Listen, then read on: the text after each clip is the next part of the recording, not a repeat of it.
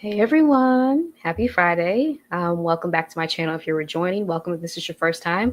My name is Marissa Price. I am a Black woman social worker, intuitive healer, freelance coach now, helping Black women start and grow freelance businesses, as well as heal from trauma, which is what we're going to be talking about tonight. How academia harmed us a lot and how we're healing. This is for Black women reclaiming our power and just healing from those deep wounds that academia caused.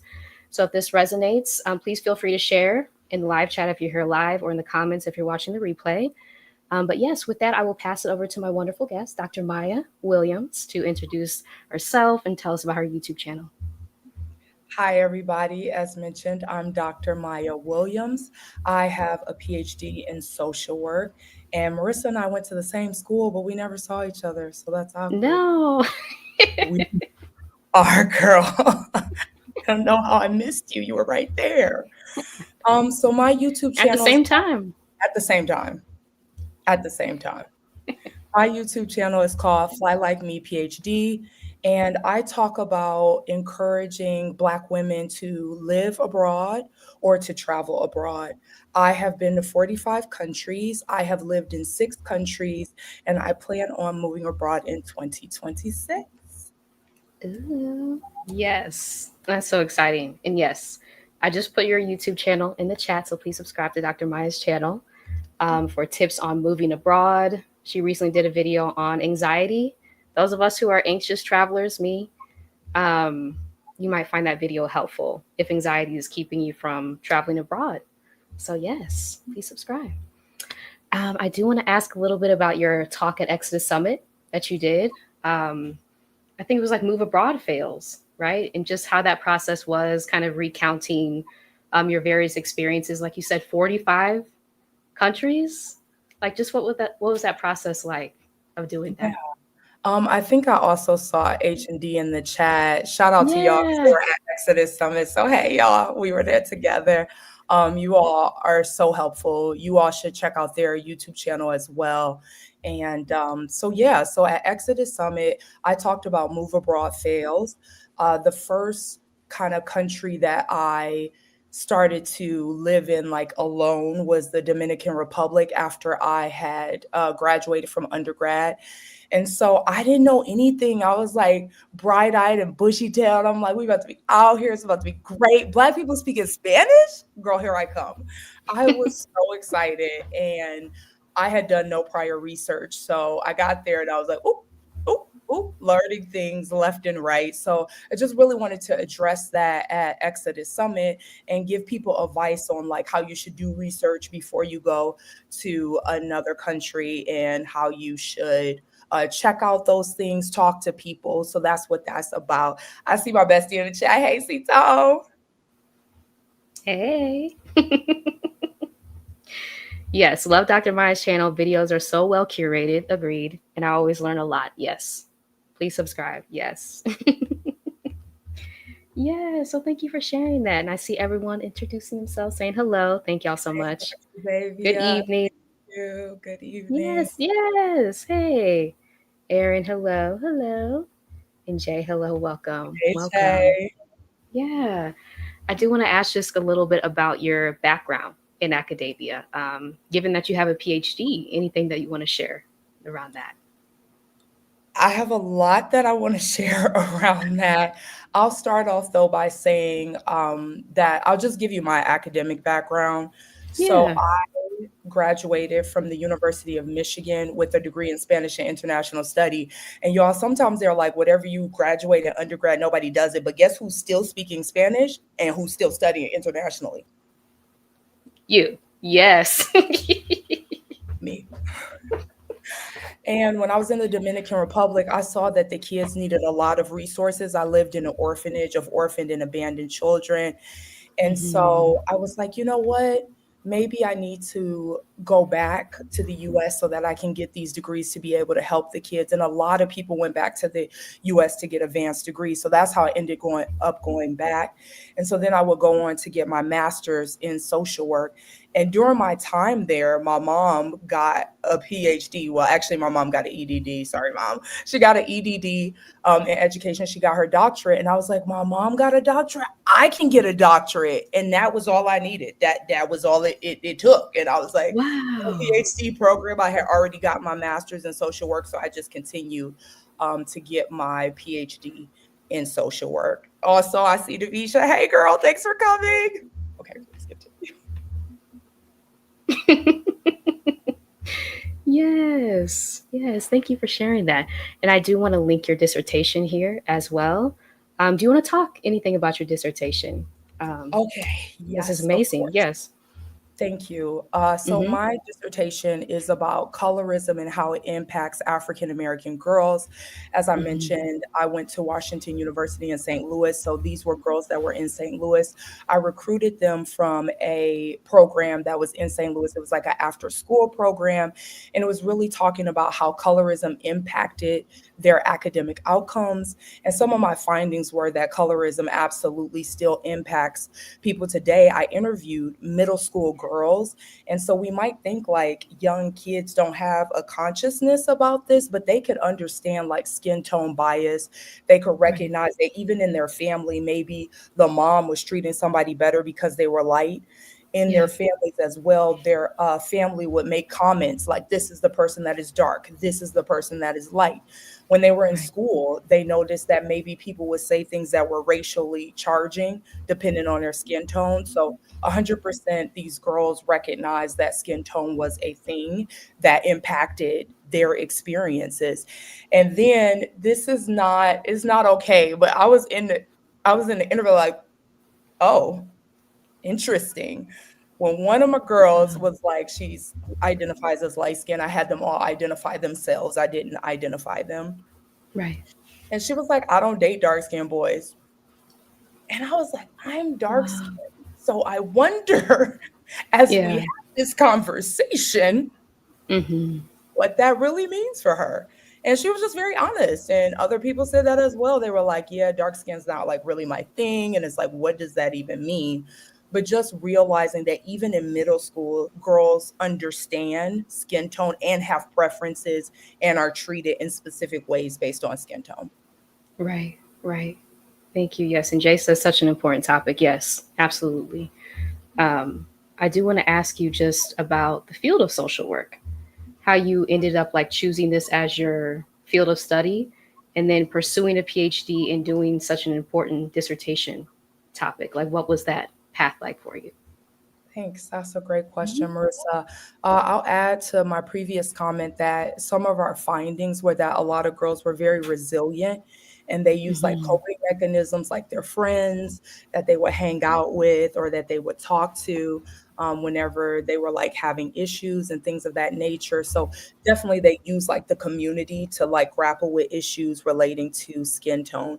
So about the whole path, a very interesting path. So, you know, I came back from the Dominican Republic and I knew I wanted to get my master's. And so I was stuck between sociology, social work, and anthropology. Mhm. And so I had talked to some professors about anthropology, and they were like, this field has historically kind of like extracted resources from people, taken them back to the US, and they did a presentation about this. And this is not necessarily to, you know, belittle the field of anthropology, but I just knew that I like, if I was going to go abroad, I wanted to live there, not just get information and then, you know, go on to live back in the US. So that kind of didn't fit with me. Then Right. sociology, I talked to a professor with a PhD in sociology, and he's like, girl, it's just theories. We be theorizing. That's what we be doing. And I'm like, okay, no, I want something more practical. I don't want to be theorizing all the time. Yeah. So then I talked to some of my friends, and some of the people I love the most, including you. I know I've never told you I loved you before. Here is that moment. We're social workers, and I'm like, they're so great and Yeah. loving and kind. Mhm. sensitive and care. And then I noticed that social work could be like a practical degree. I know people that have a private practice. I work at a nonprofit, people that are university professors, people that work in hospitals. So I was like, it's not just this one thing, like it can be a terminal degree and you can find a job within social work. So I'm like, I want that leverage point, and that's how I decided to be in social work. And also, hey mama, I see you, girl. Yes, yes. Thank you so much for sharing that. Um, and not all the things says yes. Indeed, children in elementary can understand color, race. Absolutely, absolutely. Yes, yes. Yeah. And Um, I yeah, please. not all of the things for saying that, because a lot of times there's been discussion about like we shouldn't teach kids about race, we shouldn't be talking about skin tone because like we don't want them to like be impacted by that, but they definitely understand. And I don't want to get in my research bag, but just for like 2 minutes, they actually Oh, show that kids as young as kindergarten are already like, that person's dark, this person is light, having preferences and understanding those preferences because they get that understanding from television, right? And mm-hmm. as well from Yeah. in your family. So it doesn't take much for the kids to understand race and color. It doesn't take that long. Yes, yes, that's so important. Yeah, we kind of underestimate kids' ability to understand, right? It's like, no, they're usually the ones like with deeper understandings of these things. So that's very important. Yes. Um, yeah, I do want to ask, kind of pivoting a little bit, when you realized academia was negatively impacting your mental or emotional well-being at any point throughout your journey in academia. Yeah, so in my master's program, I had a challenge there, and I started noticing, I was like, this isn't cool. The professor that I was working with, I didn't really love, but I was able to pivot because it was like, unlike PhD, it was like you weren't like tethered to that person. So I just like pivot and had a great master's experience. Shout out to UT. Had a great time at UT. But I started to notice like in the PhD program, I still remember maybe my first year, someone Mm-hmm. mentioning that PhD program challenges you emotionally, mentally, physically, and spiritually. And I Mm-hmm. was like, "Bro, what you talking about? Like, that's too many things. What does all of that mean?" And as I got into the program, and my mom, she talked about how in her program they kind of showed like this chart. They were like, "So this is like what the process is to getting your PhD. It could take 4 years. It could go all the way to 10 years." And then it had this huge gap in the middle, and it was like life experiences. Mm. And Mm-hmm. that's what happened within PhD. Like you have this vision of what you wanted, and then just life happens, like some people passed away, some people got divorced, some people got Yeah. married. Some Mm-hmm. people ended up realizing it wasn't the program for them, but maybe you were like close to that person and that was really hard for you when they just like abruptly left the program. And so for me, I started to realize that it was taxing when I felt like I wasn't being respected anymore. I'm a person Mm-hmm. that's like a perfectionist, hardworking, super committed, don't quit. And we could talk about that. You heal people. So I could heal from all of the things. And so I was just working so hard doing everything. I was like not eating. I think my first year I Mm. lost Mm-hmm. 30 pounds because I was just at that computer all the time because it was like so much work. And people saw me and they were like, "You look like a fraction of yourself," because I just was not eating because I was so stressed. I had like so much homework to do. Mm. And the perfectionist in me is like, I have to do this now and I have to do this to like a really good ability. And so then when I also was like Right. producing products, and then people are like, "This is not good enough. Why did you think that? Like, redo this whole thing." I just really started to notice that I wasn't feeling like myself. I felt sad all of the time. I would go to the stats class, and this is not even a professor fault because he was doing great, but I don't understand stats. So I was in there stressed all the time. And every time Yeah. I came from this class, I would take a nap, like for the whole day. Mm. Nap. Mm-hmm. I would just sleep the whole day because I was like so depressed that I couldn't do anything else. I felt so sad I couldn't understand. I felt like I was inadequate, imposter syndrome. And so that right there, Marissa, was when it was like I realized that I was depressed. And it was the first time in my life I had ever been that sad. I had ever been Mm. that ill, right? Like Right. I could not. And then in addition to that, I got a whole bald spot in my head, which is not funny, but I feel like I would have laughed. But like I went to my hairdresser and she was like, "You have hair missing in the whole center, but I got you. I'm gonna Mm. cover that." And she did, okay, because nobody knew but us. But it was like that. That's when I noticed, Marissa, sleeping too Yeah. much, bald spot in the head, and then just like not even like being a shadow of myself. And that had never happened to me in Um, my life before. mm-hmm. Mm-hmm. Ooh, being a shadow of yourself. That resonates. That really resonates. Just thinking about my experiences in academia, pushing myself constantly, right? Past the point of exhaustion, trying, I think you said like perfectionism. Yes. Can relate, right? Wanting to get like the highest grade on everything, just like constantly overachieving, right? That's like my entire memory of college. And in undergrad, I was a finance major. And I think I was the only Black finance major. So it was like all this pressure that I felt to like succeed, excel, right? That I just, woo, it was a lot. And you talked about like the physical ramifications of us pushing our bodies past the point where they're saying stop, right? Those are serious. Those are serious. And as I talk about on my channel, like in toxic jobs, toxic education systems, it's the same thing, right? It's the same symptoms that we exhibit. Yes. So thank you for sharing that. I appreciate that.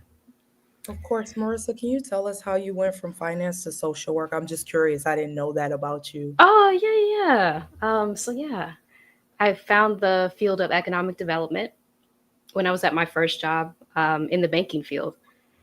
And so the school that we both went to had the program in social work, had that specific concentration in economic development. So that's how I transitioned to graduate school and then got my master's degree in social work and then became a social worker. So economic development was kind of the in between finance and social work. Yeah. Thank you for asking that. Yeah. That's why I did a qualitative study. You Thank you not for sharing. only you are hilarious because that's literally what my mom said. I was like, I got a PhD. My mom, got her doctorate. And my mom was like, but I did qualitative. Like, girl, you could just do qualitative. But I'm like, Mom, just gotta do quantitative. Like the job market, like that's what they said that I needed to do. So yeah, I really pushed myself to do quantitative, even though I had a preference for qualitative. But all of our advisors in the entire process was like, yo, people are really interested in that quantitative. So we could have a whole nother discussion about like how quantitative is sometimes preferred over qualitative Mm. in the PhD program. And I can tell y'all, like, moving on and getting jobs, they definitely look at the quantitative. Like the job I work right now is just quant. And I'm like, dang, Mm. so we not doing no qual. Got it. Interesting. And there's this website, I don't know if you've seen it before, white supremacy culture.info. Um, but yeah, that's one of the key characteristics of white supremacy is this overemphasis on quantitative data over qualitative data. So that kind of perfectly aligns with these institutions. Yeah. Ah, interesting. Interesting. And yes, welcome. Welcome. Hey, bro. Yes, the pressure that we put ourselves under is real. We don't even realize. That's so true. That is so true. Yep. Yeah. Because it's so normalized too, right? And I can't even imagine being in a PhD program, as we've talked about, because I have been considering that as an option in the future. But just hearing people's stories over and over again of the stress, the overwork, the professors that you have to deal with, which I already experienced at the master's level, I don't know if I can do it. I mean, I know that I can, like, complete the requirements, but like, is it worth it? The process of what you have to go through. So I'd love to ask you that. Like, was it worth it? So, Marissa, first and foremost, I don't want you Mm. to just look at an N of one person, and be Right. like, this is PhD. Not all of the things has a PhD, okay, has a doctorate. My mom has a doctorate. So you can get like a full range of perspectives that are just like Yes. not my perspective, okay? And this is not me saying Yes. like you shouldn't get a PhD. So I appreciate you asking this Mm-hmm. question. And let me not just always say PhD, like EDDs are a thing. So like a doctorate Mm-hmm. degree. Was it worth it? Whew, okay. First, when I graduated, actually a very close friend of mine, she was like, "Was this worth it to you, Maya?" And I was like, "Girl, nah." Like all the stress that I went Mm-hmm. through, how much I compromised and changed myself, maybe not. And I also just want to let y'all know that as the perfectionist that I am and needing Marissa Price heals immediately in my life, I graduated in 4 years. And so that's also a problem, not just like the institution, but like the pressure I put on myself to graduate in 4 years was also a problem. Like I could not eat, right? I never had time to do anything because I always had to be, revising, resubmitting, working on the next thing, like constantly so that I could graduate in 4 years. So that's my own fault. We're not even gonna blame Mm-hmm. institution like that I take the onus on that. Mm-hmm. But was it worth it overall? I'm going to say yes, because I do recognize as a Black woman, people do put more respect on my name from having a PhD. So, not that we care what white people think, but Mm-hmm. they're always like, Dr. Maya. I could see them sit up. I could see them go, wait a minute. Let me tell y'all what I witnessed in real time. So I was on the Mm-hmm. computer working at my nonprofit. I work remotely. There was Uh-huh. this older white lady sitting across from me in a cafe, and I was introducing myself. I'm like, "Hey, Dr. Maya, I got my doctorate and blah, blah, blah." She said, and I could see her face. She was right across from me. She mouth dropped. Like when I said I had a doctorate, she was like, What? "Yeah, right here, right here." I'm like, so I'm just saying, like, white people be like, Wow. "Wait, y'all educated though? Wait, Oh like my this school? gosh. Like you went to school like multiple times, you like couldn't get enough?" That's too So much. if y'all care about their perception, Mm. he's still Black. Mm-hmm. He's still Black. Okay, they haven't forgotten that. See Obama, Mm-hmm. see Kamala if you have questions. Mm-hmm. See the woman that was the president at Harvard if you have questions. See Mm-hmm. That's Ketanji true. if you have questions. Okay, right? Mm-hmm. Like educated Black people, not like freedom, right? See them if you have questions. Mm-hmm. But they do allow us into those spaces, right? Like that's how I can name all those people because the education was a buffer that allowed them into the space. Mm-hmm. In terms of like my personal life, I think if I stayed at the university, it's definitely worth it. I had like a coveted position as a tenure track professor making good money, good Mm-hmm. money. So if that matters to you, worth it, worth it. Yeah. I know a lot of people I graduate at high top tier universities, y'all, like the top cream of the crop. Like they're at some really good universities making real good money. They're like, they giving offers you can't refuse, right? They're like, we need the Mm-hmm. token tomorrow. They're super excited. So if that matters to you, which it does, Marissa, I know we looking like, whoa, but it matters to some people. If that Yeah. matters, Yeah. Mm-hmm. like you trying to be a professor, they're so excited. They're ready to take you tomorrow. Worth it. Wow. If you're trying to do other stuff with a PhD, I'm gonna say maybe not. Like to be at this nonprofit, I had to apply to 140 jobs before I got this remote job with a Yeah. PhD. And it was because a lot of people, which I respect them so much, had 30, 20, 10 years of experience. So they're like, Mm-hmm. I see that PhD, but you've been in school all your life. They've been hustling, they've been working. This makes more sense Mm-hmm. for our organization. So I'm like, I can't even be mad. She fired. Mm-hmm. Of course. So I'm Right. just saying, like, I don't know if you have the same leverage in the nonprofit world because people have already gotten experience. But if you just Mm-hmm. stay on the academic side, worth it. Mm-hmm. Worth it to me. Is it worth it to me? I'm gonna say yes, Marissa. I'm gonna surprise you, and I'm gonna say yes. Okay. Because Okay. I like when people put respect on my name. I didn't know what I needed to do, respect me, please. And I'm like a very knowledgeable person, right? I'm very well read 100 books Hmm. for years. And so like the fact that people are like, I will listen. I was that person before I got PhD, but I can tell that now that I have it, it's like she must know what she's talking about when I knew before. But That as a person, part, yeah.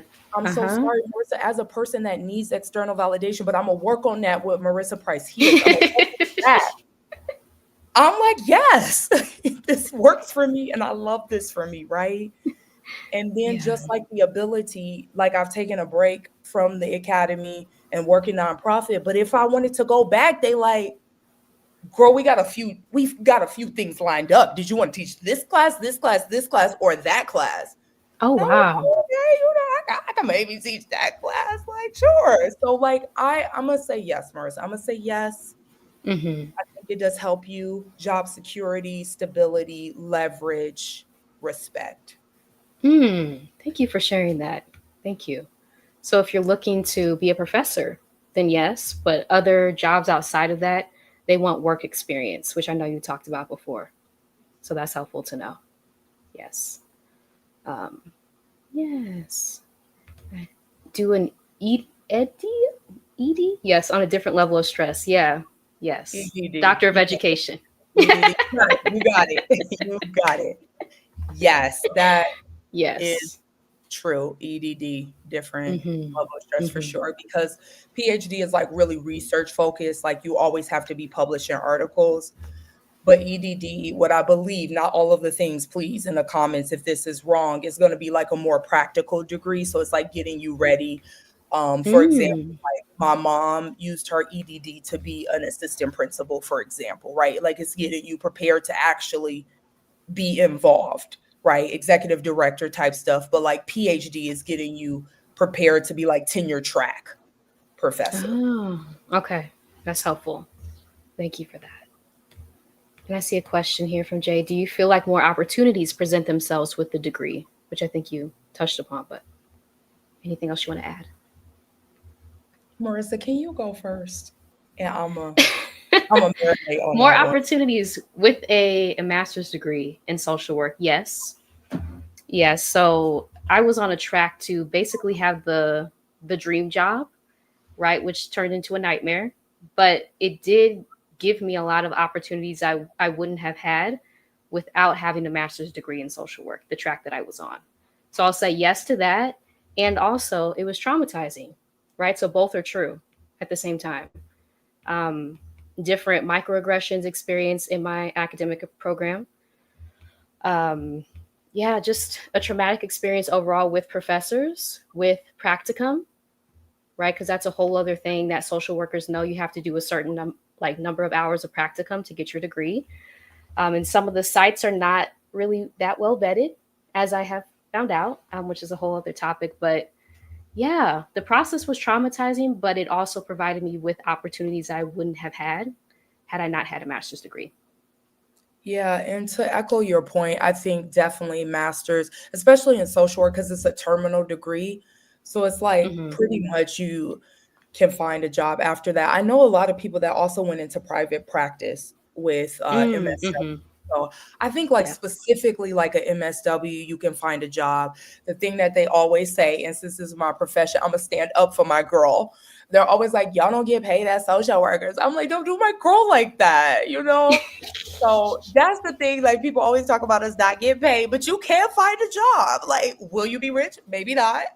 But can you get a job? Yes. So I think it's up to you. Yeah. And for social work, I think it depends on what you do. Like as a professor, I told you you could be very well paid.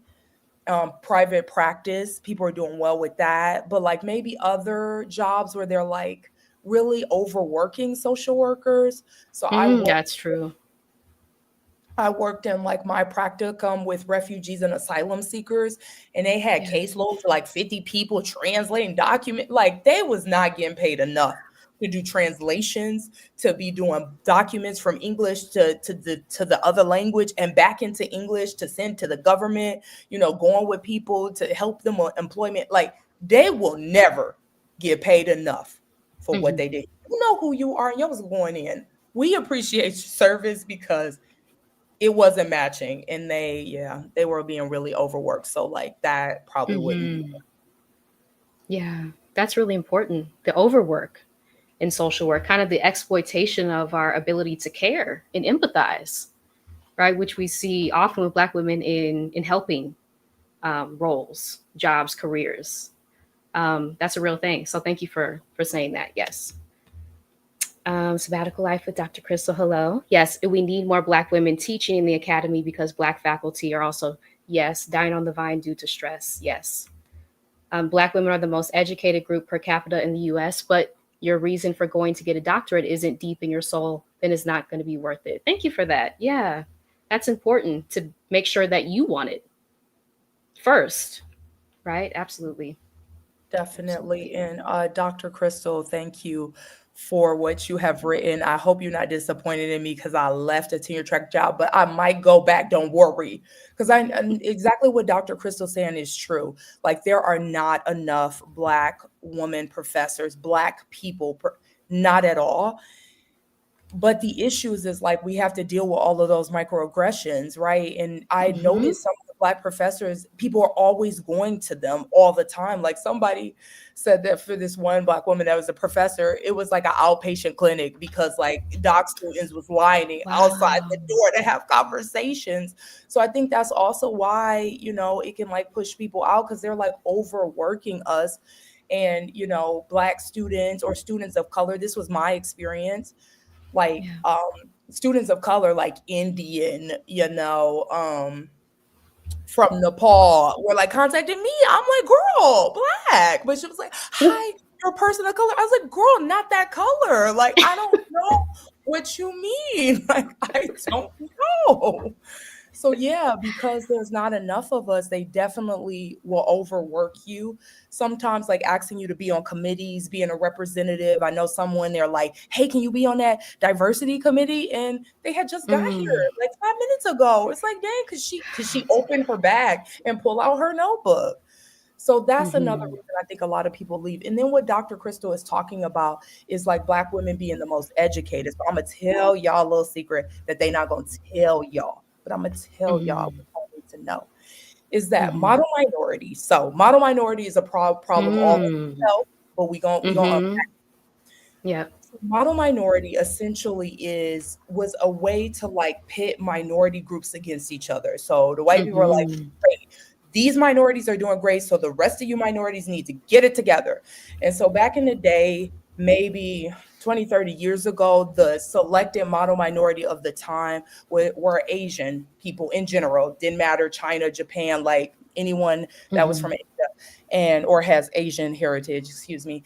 And so they had legit newspaper articles that were like Japanese immigrants, model minority.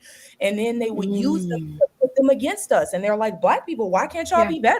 Y'all see Asian Mm-hmm. people, they're doing just fine. They're not complaining about racism and microaggressions, and they're doing X, Y, and Z. So they use them against us to make us feel bad about ourselves and to also be like, things are not that bad if one minority is doing good. So It's true. fast forward, this is the secret that we need to let them know, Marissa, on your channel, is that Black women are actually the model minority right now, and there's no conversation about it. So back to what Dr. Crystal Mm. said, we are Mm-hmm. the most educated population right now, and we didn't been that since I was in PhD. And I was in the Right. School of Education, and the professor told me and brought all the stats out. That was like 7 years ago. We've been model minority for like 10 years and we had no idea, right? They ain't writing no article about us. That's a conversation for another day because we're not trying Mm. to like be against and be divisive. But I'm just saying, like, they never wrote an article about us, but moving on. But in terms of all the Black women that I mentioned that are like super successful and well educated, that should go to show us like how educated Black women are today. And so I think like Right. one thing that happened was they kept telling us that we weren't enough. So we're like, okay, girl, no problem. I'm gonna go back to school, which a lot of us did, just to Yeah. come back to this point and look like Mm-hmm. Kamala. We like, wow. Mm. So that's Mm-hmm. just what I'm saying. It's like we are super educated, but not being recognized or like more of like tokenized than like appreciated for what we're actually doing. Mm-hmm. Absolutely. Yes. Tokenization. Ooh, I felt that. And thank you. Thank you. Yes. And I saw a comment from Dr. Crystal. Yes. No, absolutely proud of you women shining your own lane. I left after 17 years and don't care what people think. Yes. Thank you for sharing that. Thank you. Yes. And please subscribe to Dr. Crystal's channel as well, Sabbatical Life. Yes. Yes. Yes. And Jay says, guess we have to evaluate the pros and cons. Yes. Thank you both for the information. You're welcome. You're very welcome. And hey, Michelle, good to see you. Yes, Kiki says, evening, Marissa Maya. Hello. Yes. Do you wish you went to an HBCU for either your undergrad or graduate degrees? Wow, that's a great question. I have thought about that. I have, because I went to PWIs, predominantly white institutions, for both undergrad and graduate school. Um, yeah, sometimes I do. Sometimes I do wish that I went to an HBCU. Um, and hopefully I would have had a different experience. I don't know though, right? Because there are issues, systemic issues at HBCUs as well. But yeah, Dr. Meyer, I'd love to hear your opinion on Kiki, you read my mind. Uh, that. so historically Black colleges and universities, Yeah. HBCU. I'm really proud. My sister was the first person in our entire family to attend at HBCU. So go ahead, sis. We see you. I would say, yeah, this is one of my biggest regrets. I kind of, you know, just listened to people too much when they were like, "Oh, if you go to at HBCU, you won't be able to get a job X, Y, and Z. It doesn't Yes. matter as much as a degree from PWI." And so that's why I stayed there for all three degrees. I stayed with them white people every day. One time was the only Black person. Okay, one time, only Black person of like 100 people. Yep. Anyway, and Mm-hmm. so I do, this is like a big regret that I have, and I wish I had gone to a HBCU. So, but my story's not over. So, maybe could teach at one, like we'll see. And then what you mentioned, Marissa, is a really good point, is that HBCUs have their own issues. So what I would say when we're balancing, going back to what Jay said about balancing pros and cons, if you go to a PWI, you'll probably have to experience racism. If you go Mm-hmm. to a HBCU, you'll probably have to experience colorism. I talked to somebody that Mm-hmm. went to Yes. HBCU. She talked about the colorism. You all know I did my dissertation on colorism. The Yep. inception of HBCUs is they have predominantly light skinned people on campus. They have predominantly light skinned presidents as well. So if y'all all know W.E.B. Du Bois, I'm looking at you, even though I know you in the grave, but I'm still talking to you, W.E., if you're still listening. So he was all preaching about the talented 10th, like this was the Yeah. group that was like going to help Black people and help improve our lives and XYZ, whatever he said at the time. And all of those people, except one person, were mixed race. They were all half white. Well, Mm-hmm. they not half white, but they were all half Black and something else.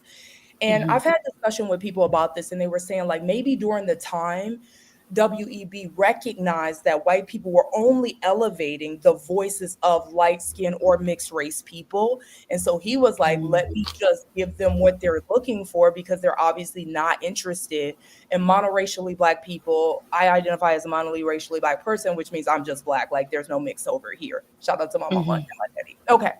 So I think that with that like conversation, it's a hard one, like, because they were really pushing for like the liberation of Black people, but it was like mixed race and light skinned Black people at the forefront. So like, I don't know if y'all know, but like WEB is mixed race, like Frederick Douglass, right?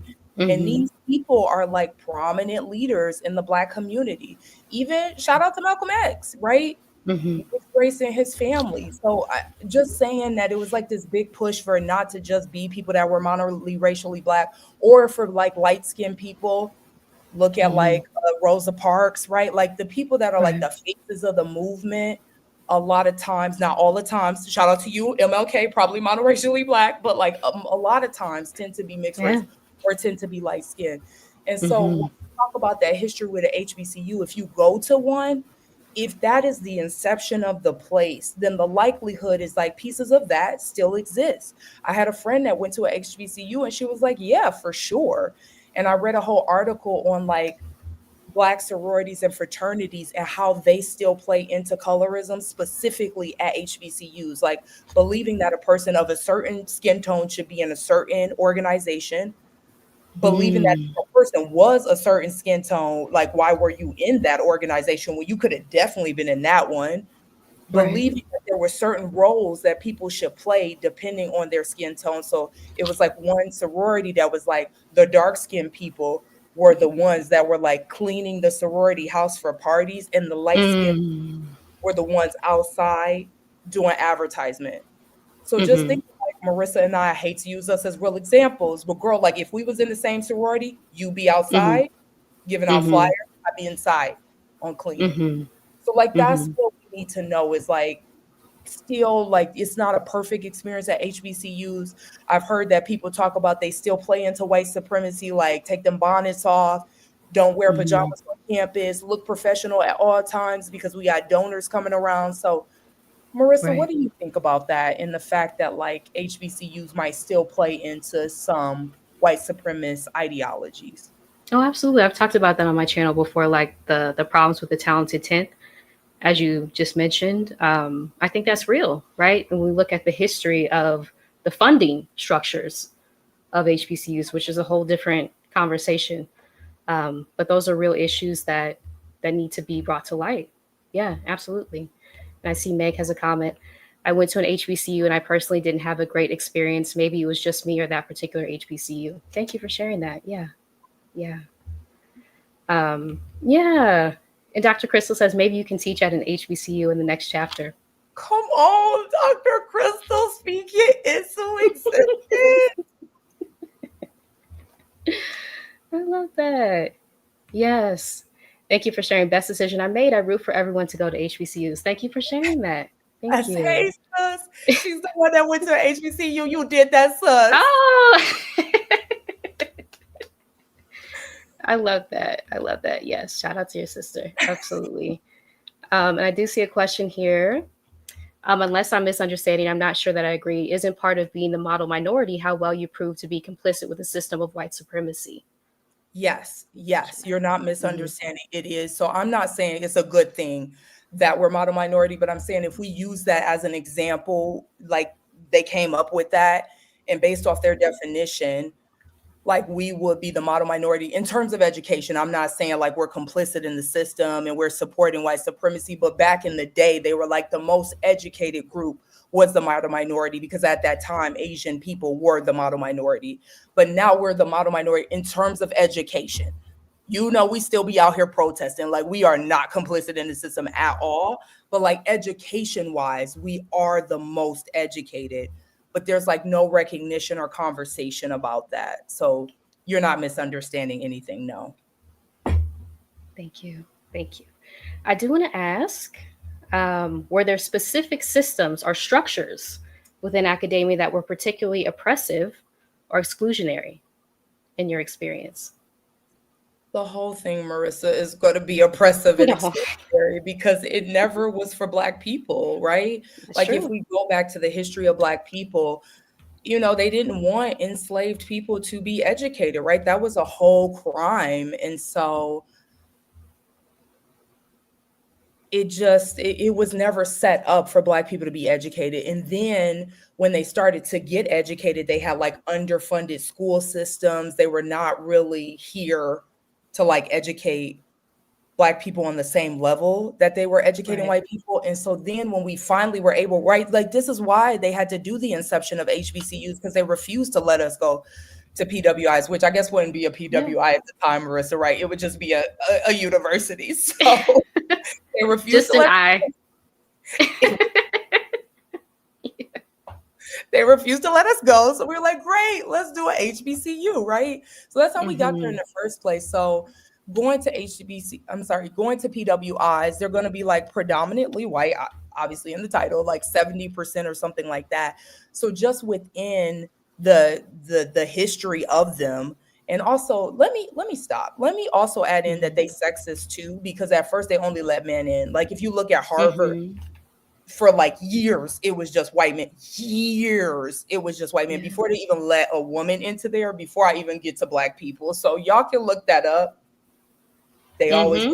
go to Harvard, excuse me. But anyway, so they're just exclusionary in nature. And I just felt like exclusion was embedded in the culture.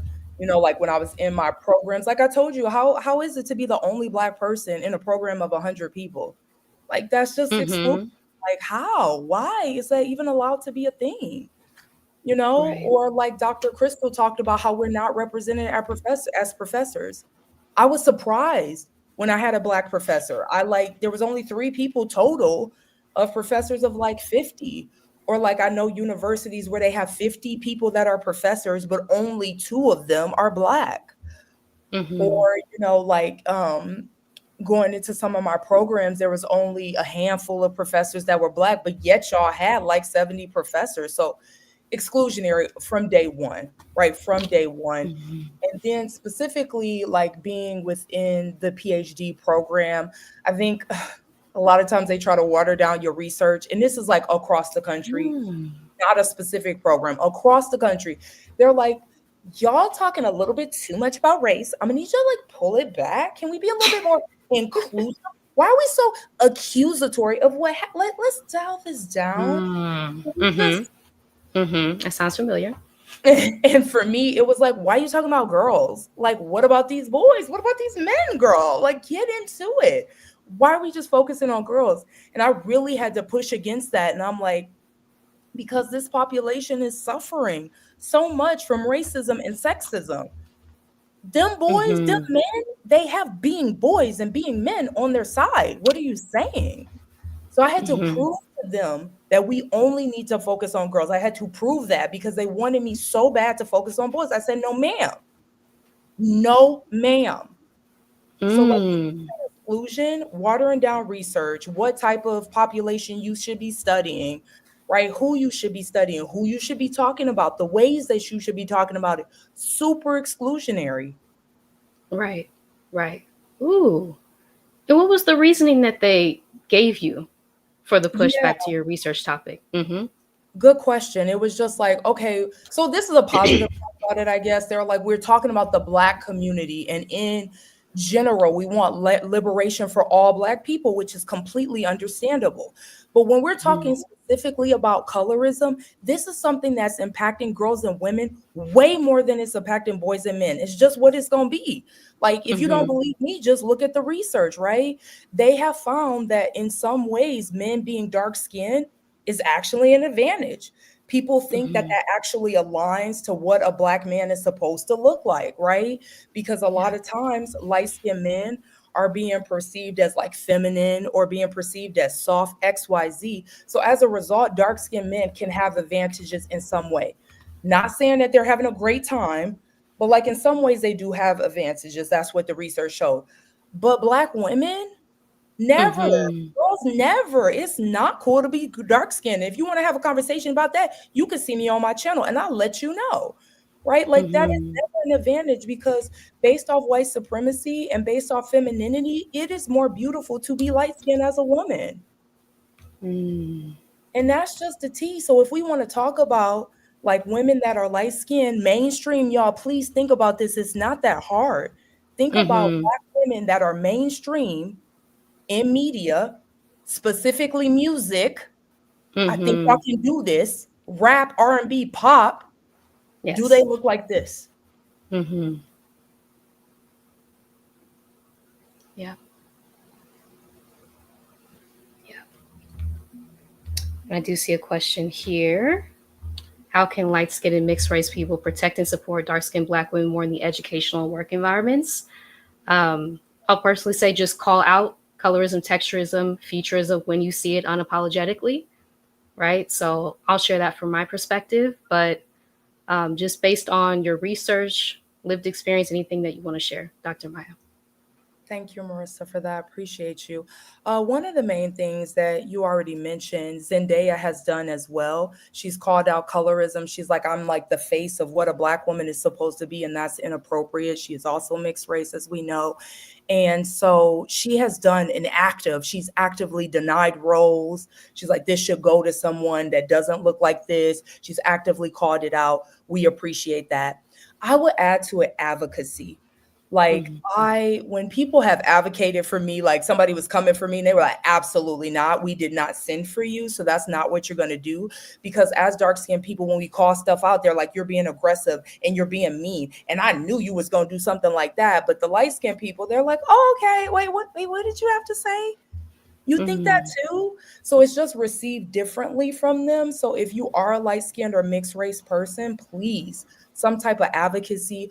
Also, having education so that you're not like believing that colorism doesn't exist, because there's a few light skinned and mixed race people, you know who you are, that do not believe Mhm. that colorism exists. And so that is not helpful to us at all. And then the third thing I would say is just listening. When dark skinned people tell you their experience, just believe them, right? Ask them what they need specifically to help or support them, what you can do, because our struggles are like so severe in terms of what we have to deal with.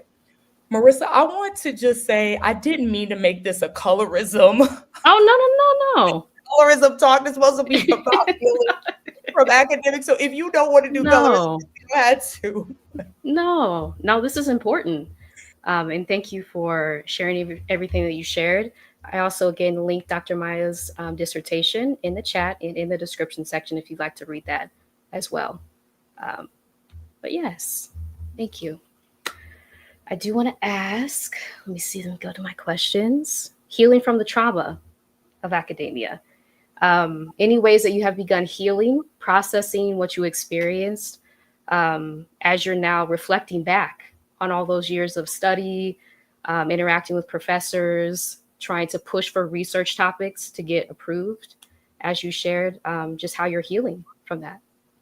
That is such a good question. So I would say number one, I'm in therapy.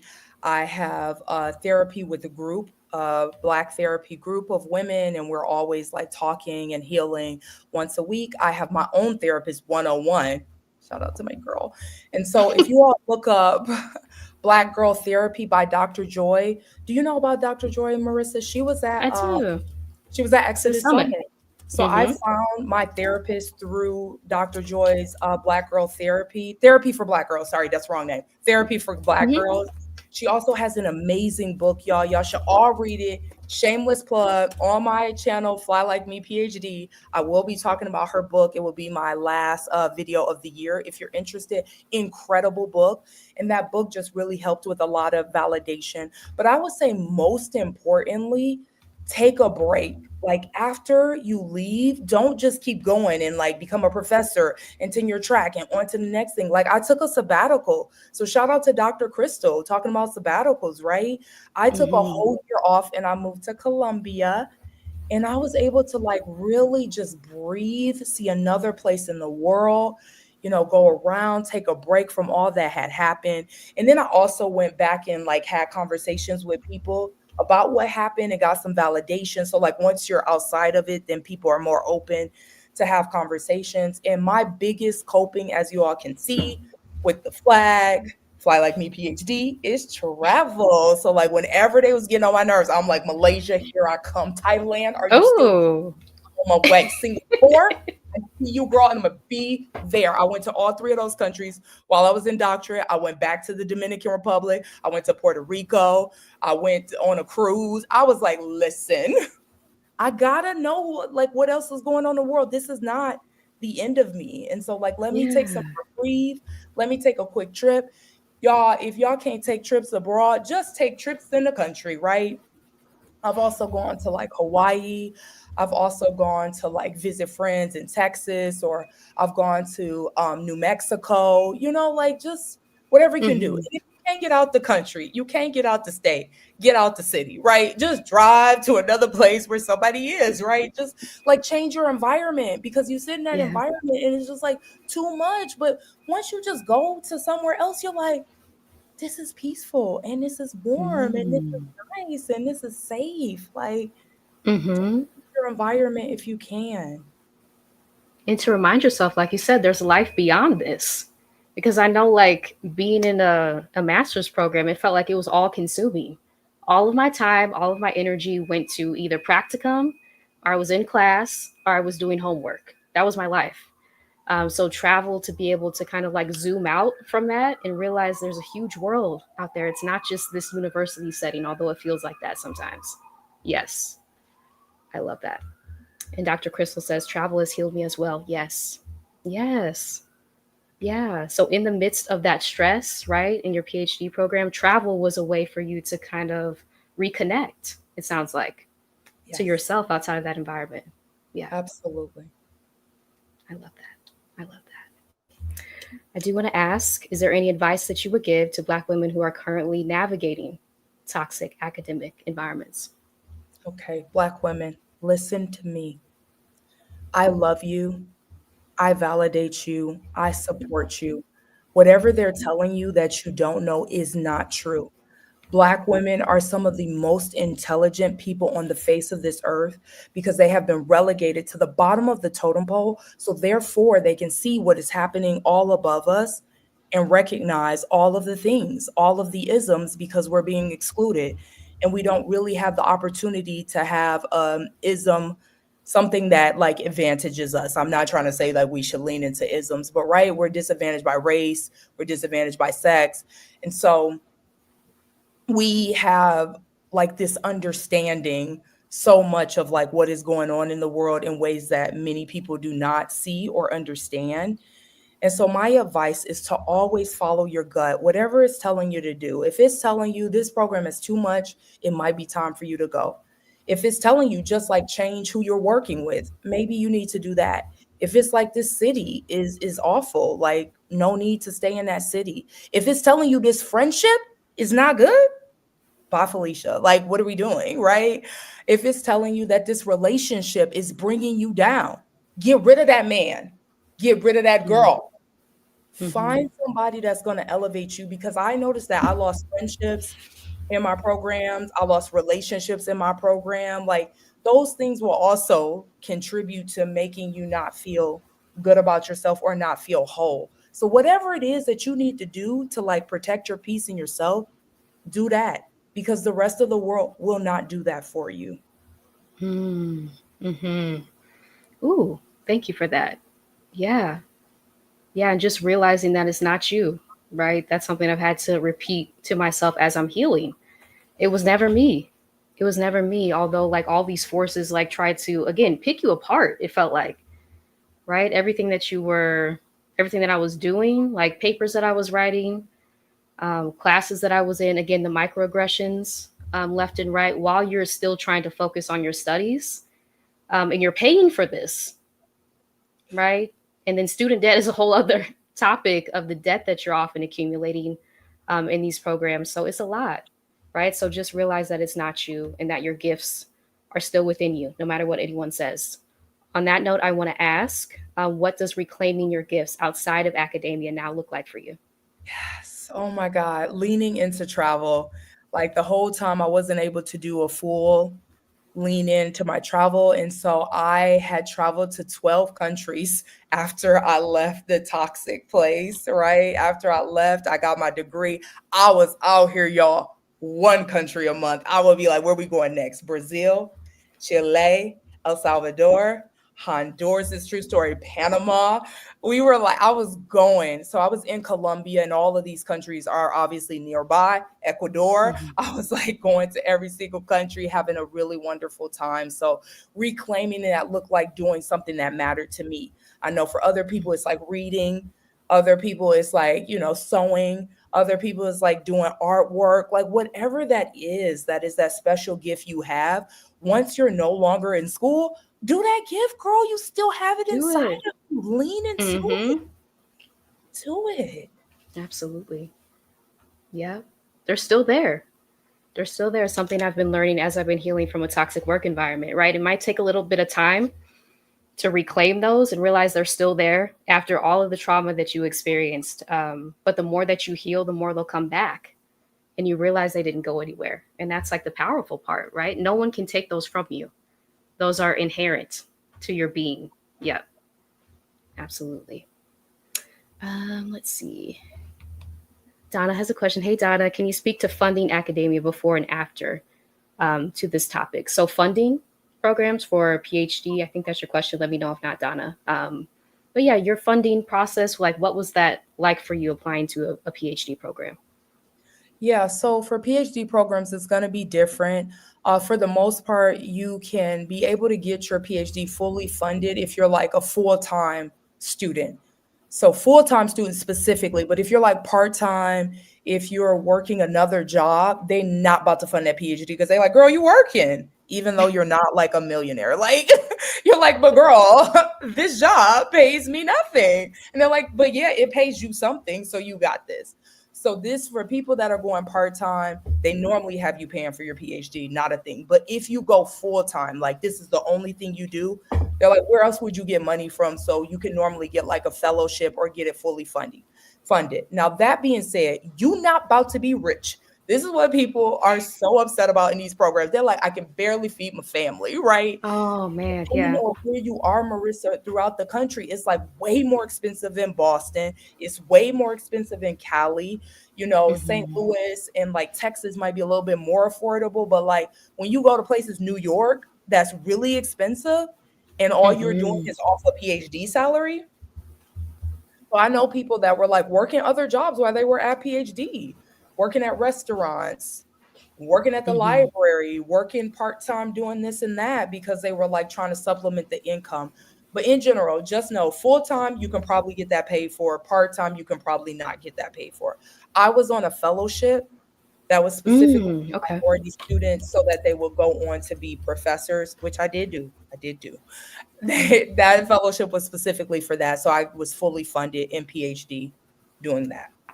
Mm, okay, that's very helpful. Thank you. Thank you for that. And Kiki says, "How do you guys find community while traveling abroad?" That's a great question. I think for me, it's probably been Exodus Summit. That's been the biggest source of ways to find communities of like-minded travelers who are also interested in liberation. Right, traveling. What's the word I'm looking for? Sustainably, I guess. Ethically, right? That's important. Yeah, but any tips that you have on finding community abroad? Okay, Kiki, you should come to my channel. These are things that we talk about. Fly Yes. Like Me PhD.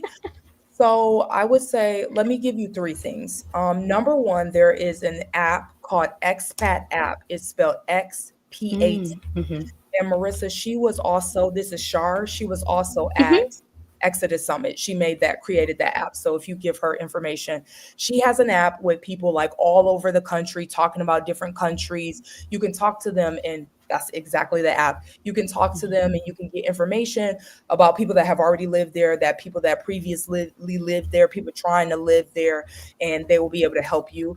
Another thing is like if you go to Facebook and just type in Black expats in Black expats in Panama, Black expats in Panama. I'm sorry, Black expats in Costa Rica, Black expats in Colombia, Black expats in Mexico. It will show different groups that are looking for that want to support people that are interested in moving or interested in going to these places.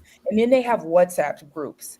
So there's one specifically for Black girls in Mexico City that I was a part of. And it's like Hmm. Black women that were in Mexico chatting, texting together. A lot of times you're going to have to provide a picture and information about like who you are to make sure it's not like a WhatsApp bombing situation, like some random people. They want to make sure you're Black. They want to make sure that you're a woman, things of that nature. So these are the top three things that I would say: Facebook, WhatsApp. Marissa did mention Exodus Summit is definitely a place where you can find women that are all over the country, and the Expat Hmm. app. Like those four are really, really good. And this is great for you to find community before you move abroad. So actually, before I went to visit Mexico City, I was in the comments like, "Hey, is anybody want to meet?" And actually, one of my homegirls is how I met her through Oh. that. Yeah, and we met Hmm. up in Mexico City, like with a few, four people, Black women from the US, and they have been in Mexico City like 2, 3 years, 1 year. And we talked about their experiences completely in English around a bunch of Spanish speakers. It was pretty incredible. So those things can really be helpful. Thank you. Thank you for that. And yes, please subscribe to Dr. Maya's channel here, Fly Like Me PhD. Yes. I do see a question from Crystal. Dr. Crystal, what is your experience, advice with relationships in grad school doc programs? It might not be true now, but when I went, 80% of relationships ended in divorce or separation. Wow, thank you for that question. Yes. Yeah, Well, the stress. yes, please. Yeah, the stress of grad school. I know that I had to have like a lot of boundaries around what like times that I could be available, right? Which is difficult when you're in a relationship. But having those to preserve your sense of self, your sense of peace, because you're going through a lot, right? You're being pulled in all these different directions, especially if you're in a social work graduate program, practicum, school, group projects. Oh my gosh, there were so many group projects. Marissa, That just brought back. can I tell you a quote? Can I tell you a quote? Please, Can I yes, be real with you? yes. I had this horrendous group. This person I was on a group project with, and after the project was over, I literally go up to her because y'all know I'm extra, like obviously, and I was like, some group projects, like solidify relationships, and some end relationships. This relationship has ended. I am done with you. And I was like, that was the end of that. And she started crying. I was like, oh, I was done, Marissa. I was so done. I was so done. I cannot stand group Oh my projects. gosh. I was like, get me out of here. You know There that were person so that never goes to many. work? Yeah. Okay, please continue, Marissa. I cut you Oh off. my I just had to gosh. say that. No, there were just so many. That just brought back another like, oh, wave of like disgust again. It was like class after class after class. There was a group project. So if you're entering into master's, PhD program in social work, know that there's going to be group projects like in every single class that you're in. Yes. Yes. It was a Yeah. lot. It was a lot. To answer the previous question, Marissa, about Mm-hmm. experiences with the relationships and advice, is some people had to get rid of people, like they just had to do Mm-hmm. it. We hate to see it, but the people that I saw got rid of them. People they graduated, so I was like, you better go if that's what you need to do. Mm. I told you I left a Mm-hmm. relationship as well. It wasn't holding me back, but we was not about to like soar together. We wasn't about to be like Michelle and Barack, girl. No, like. So I was like, if we're not going to be Michelle and Barack, I don't know why you're here. So that was that.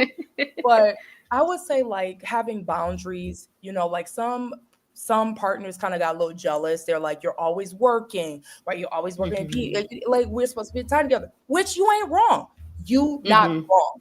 So maybe you could Mm-hmm. just like with your partner, like, listen, these are the times that I'm working. We can hang out Right. for this time. You hate to like construct it in that way, but like I get it. We like are inundated with work. We just can't take a break. And your partner's also like, dang, I'm here waiting for you. And you're like, well, you just go keep waiting. So like, making sure you let people know Yeah. like these are the times I'm working, we can still, hang together. And just trying to get your partner to be as understanding as possible, because like PhD is just like a whole nother monster that you It never is. saw. You were not prepared for it. So it's like, please just be flexible. Please just be patient. Please just be understanding. Sometimes I might just break down and cry and you're like having a great day. Like, Yeah. can you just lean in and just support me as much as you can? So with that man that I left, even though, not terrible person, very helpful. It was like we used to do activities together with the Mm-hmm. family. And I'm like, yes, finally, I don't have to like think about PhD. We got some time. It was like every Sunday we gonna go do something. We gonna go out.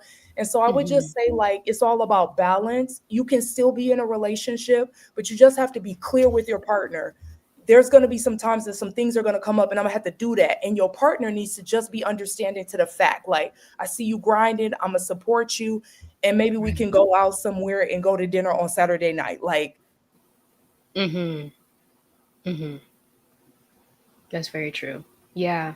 Yeah, that's support and understanding of what you're going through.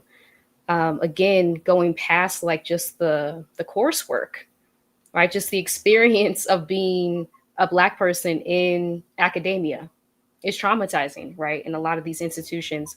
And so that's another layer of like mental fatigue that occurs. And so having that understanding is crucial. Yeah, what you're going through. Yeah. I do want to ask any advice you would give to Black women who are transitioning out of academia and seeking new paths of fulfillment in their lives. Be prepared. Remember, 140 jobs. Be prepared that they might not actually care about that PhD that much. They might be like, you ain't got no experience though. You haven't really been Mm, like doing the thing. That could be a thing. And also, it's just very hard to transition because the way the system is set up is like whatever you got your degree, that's what you're gonna work in, right? That's why people are like, your degree, what you choose is so important. But you don't have to stay with that. If you want to change, that's okay. You don't have to just do mhm. one thing, but just know like transitioning out could be a little difficult. Like maybe it would be easier to network with somebody already in it. But if you're just like, I'm going from PhD to teaching science, they might be like, but did you do science previously? Like, what do you have with science? And you know your story. So, like, maybe you're like, I'm a scientist internally. You don't know me like that.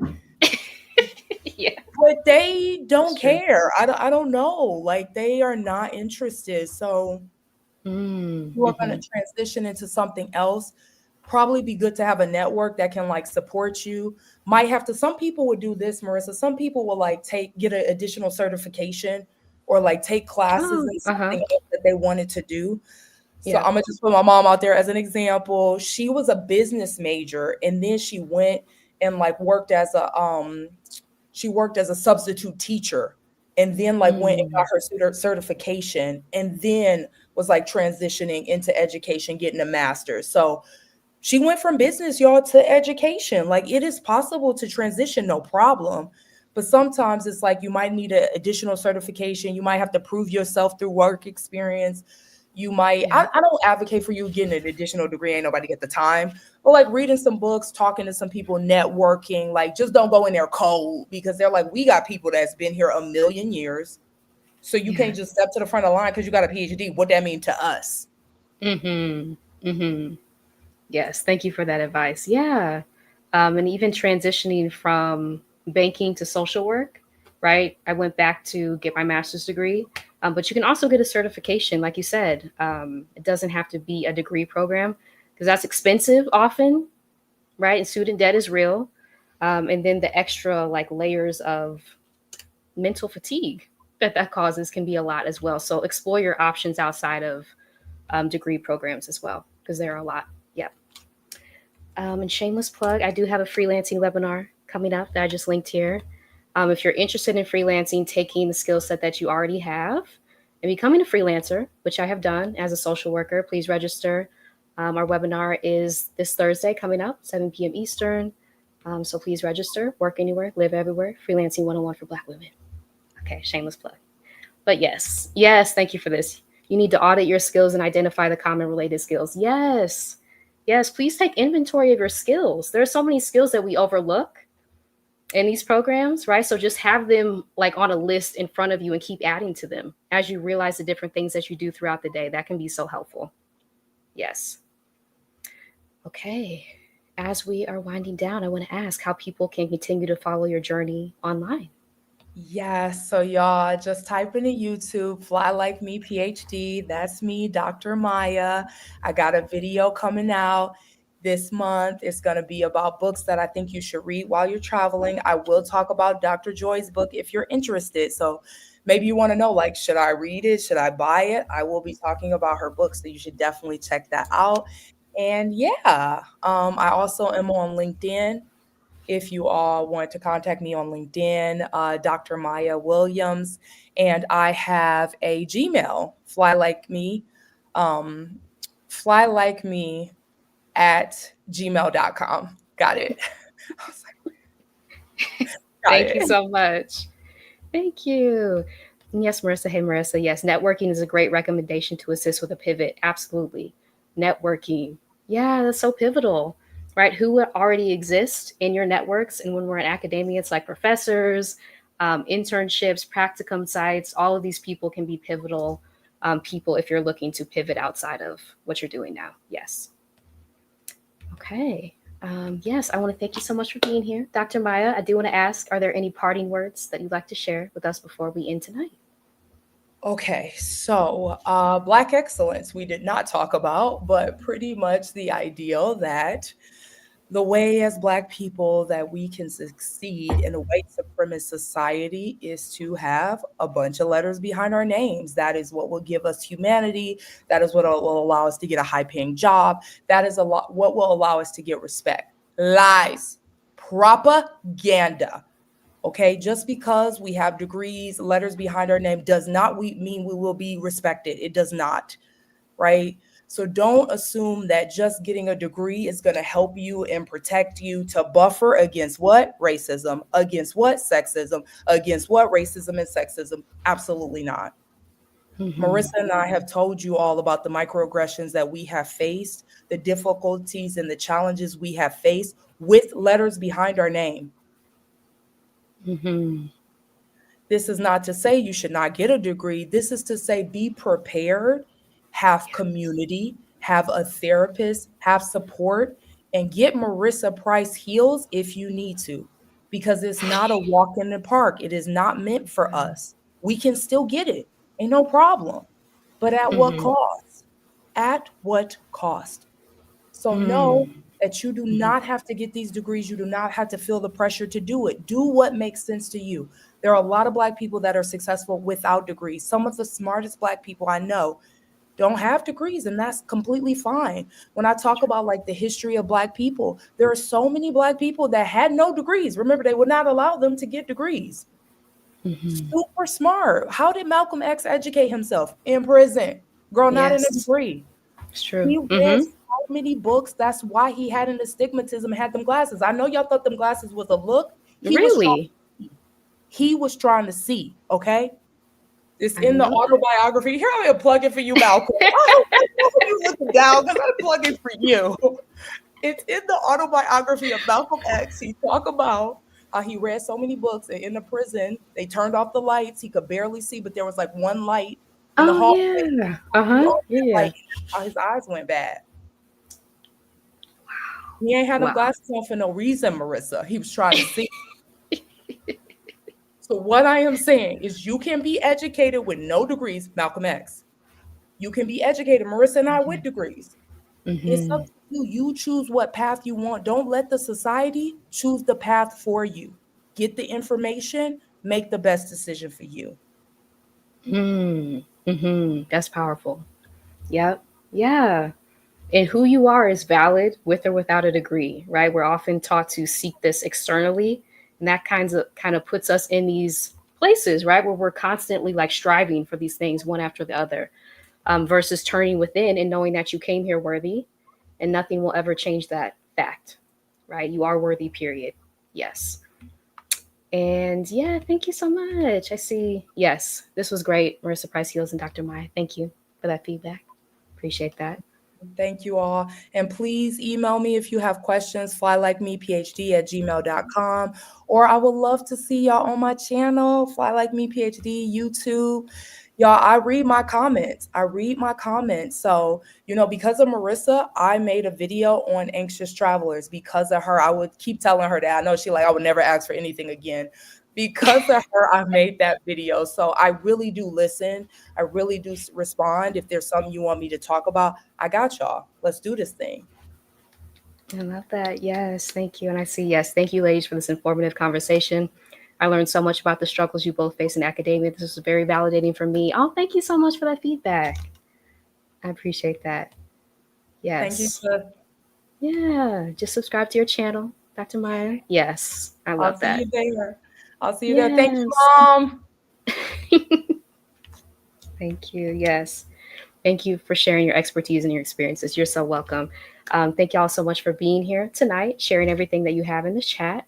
And thank you. Oh, thank you. You both are rock stars. Keep going. Thank you. I love that. I love that. Thank you. You're right.